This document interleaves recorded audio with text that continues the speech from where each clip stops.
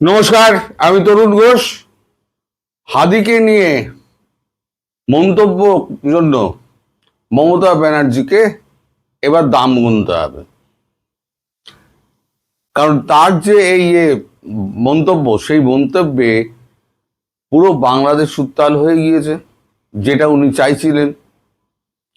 অর্থাৎ ভারতকে কাঠগড়ায় তুলে দিয়ে তিনি বিতর্ক আরো বাড়িয়ে দিলেন। ভারতবর্ষের পক্ষে এটা একটা অস্বস্তিকর। ফলে এবার কেন্দ্র সরকার মমতা বন্দ্যোপাধ্যায়ের বিরুদ্ধে একটা পদক্ষেপ নিতে চলেছে।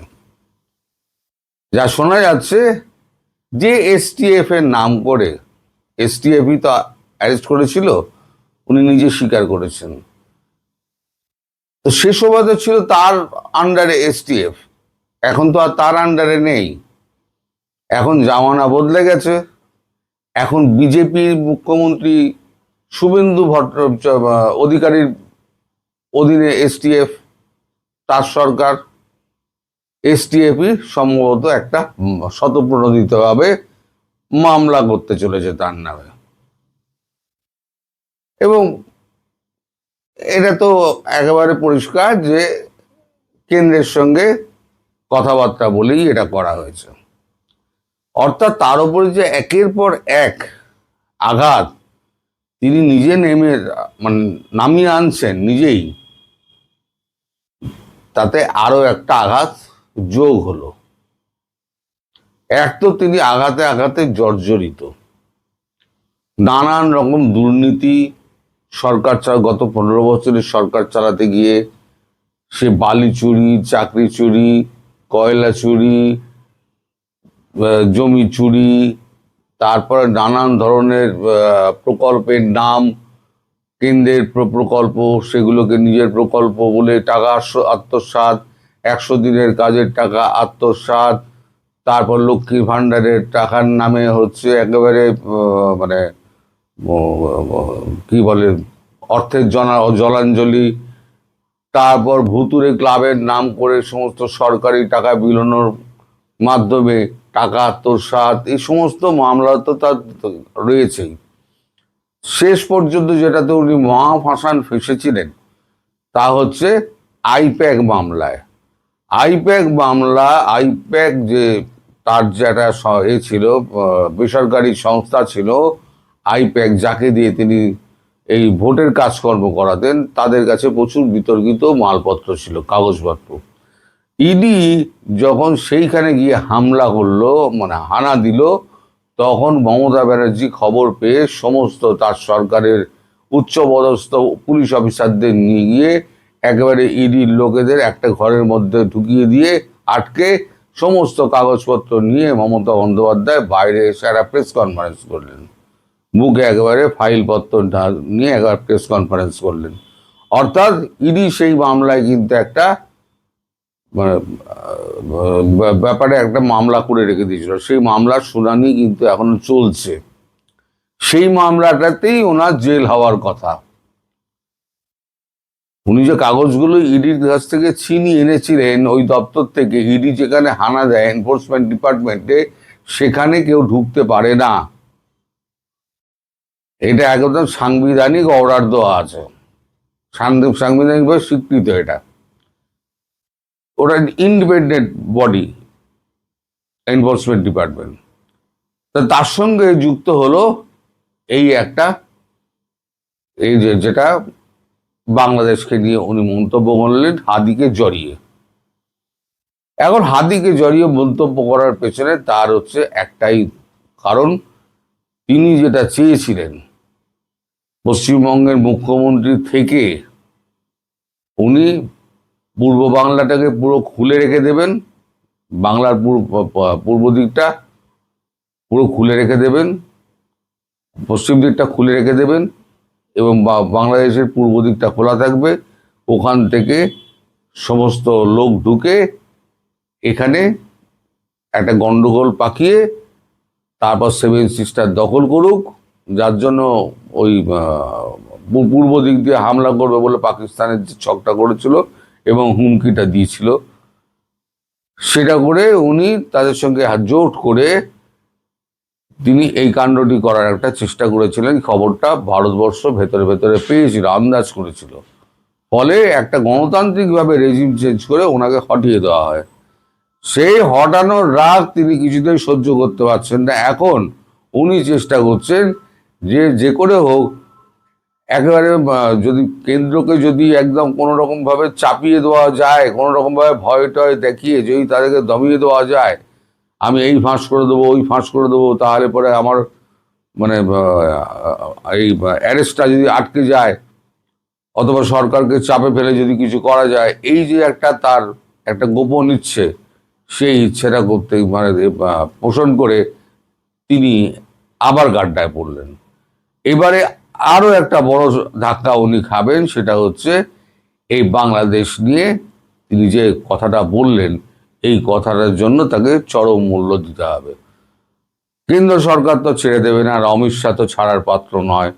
উনি অমিত শাহর নাম তুলে বলেছেন মোটা ভাই, মানে গুজরাটিতে মোটা ভাই বলে বল বরদা, বরদাকে বলে গুজরাটিতে মোটা ভাই।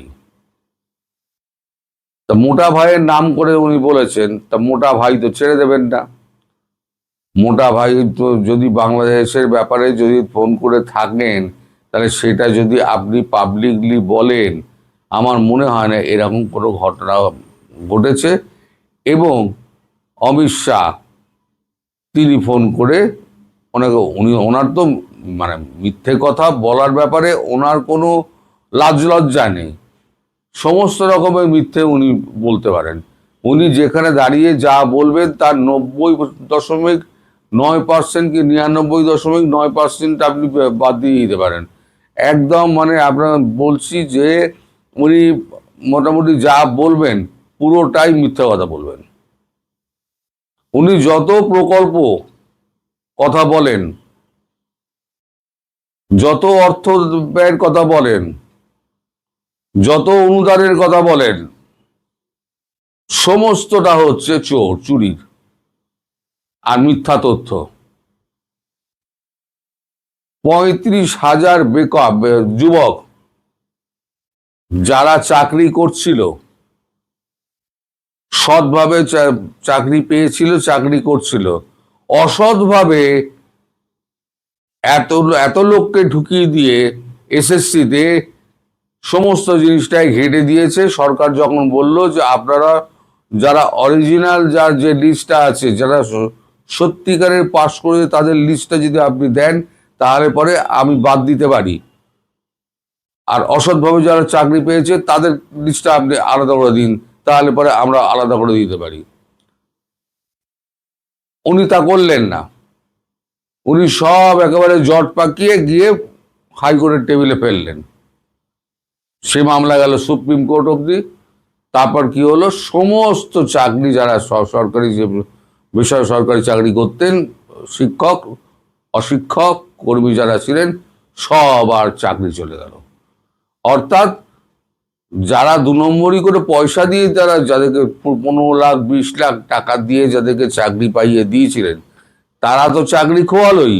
আর যারা সত্যিকারের পড়াশুনো করে যারা চাকরি পেয়েছিল, তারাও চাকরি গেল তাদেরও। সে মামলাতেও উনি দোষী। উনি যখন ঢুকবেন, তখনই একের পর এক মামলা নিয়ে ঢুকবেন। তার তো 80 জন এমএলএ, বিরোধী দলনেতার জায়গা নিতে গেলে, মানে পদ পেতে গেলে 80 জন এমএলএ সাক্ষী চাই, মানে সই চাই।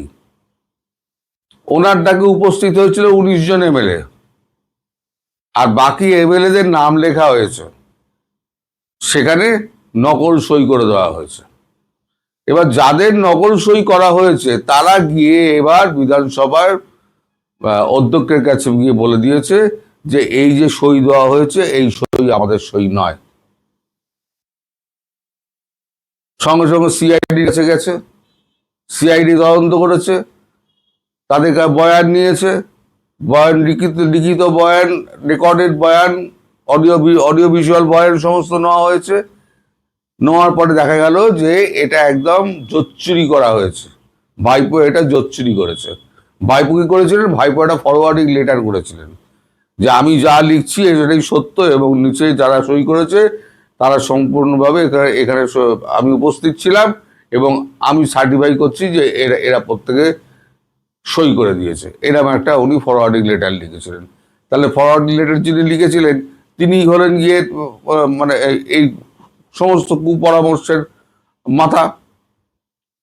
তাকে যখন ধরার পরিকল্পনা হলো তখন তিনি সোনারপুরে গিয়ে ওই নাটকটি করলেন, মার খাওয়ার নাটক করলেন। মার খাওয়ার নাটক করে সমস্ত হসপিটালে ঘুরলেন, হসপিটালে ভর্তি নিল না, এখন বাড়িতে শুয়ে আছেন। গত পরশু দিনকেও সিআইডি গেছিল, তার বাড়িতে নোটিশ ধরিয়ে দিয়ে এসছে, দ্বিতীয়বার নোটিশ ধরালো, হয়তো আর একবার তৃতীয়বার ধরাবে, চতুর্থবার আর সময় পাবে না।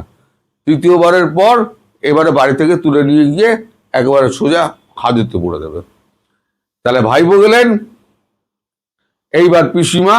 ভাইপোর পেছনে পেছনে দেখবেন এই যে ঢুকলো ভাইপো, ভাইপো ঢোকার সঙ্গে সঙ্গে এবার ইডি ঢুকবে, সিবিআই ঢুকবে, সব এক এক করে ঢুকে যাবে, সব এক এক করে ঢুকবে। বিভিন্ন মামলা পড়ে রয়েছে সেগুলো ঢুকবে। এবার পিসি যখন ঢুকবেন এটা নিয়ে বা আইপ্যাক নিয়ে যে কোনো একটা যে আগে ঢুকবেন, তারপর দেখবেন এই সমস্ত মামলাগুলো সমস্ত ট্যাগ হতে শুরু করে দিয়েছে।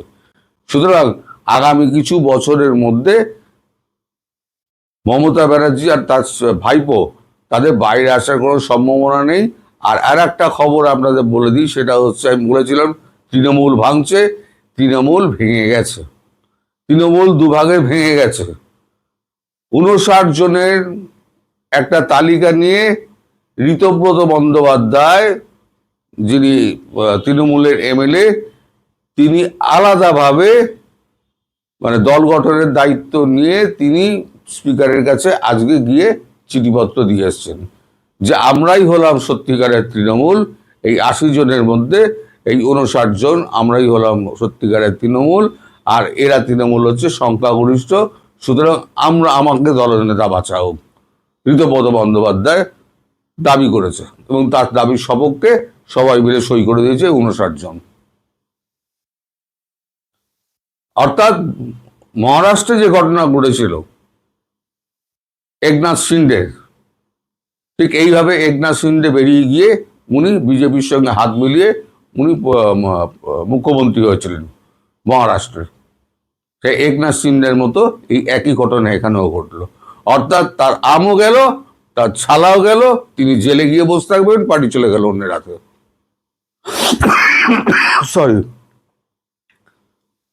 ভবিষ্যতে এইটাই হবে, খুব তাড়াতাড়ি হবে। আমি যেটা বলেছিলাম না সেটা খুব তাড়াতাড়ি দেখতে পাবেন, তাড়াতাড়ি হচ্ছে এটা। আপনারা সবাই দেখতে থাকুন, আরো নাটক বাকি আছে পশ্চিমবঙ্গে। নাটকের একেবারে পর্বের পর পর্ব হবে একেবারে। সবাই ভালো থাকবেন, সুস্থ থাকবেন, সাবধানে থাকবেন, আর পরবর্তী ভিডিওর জন্য অপেক্ষা করবেন। নমস্কার।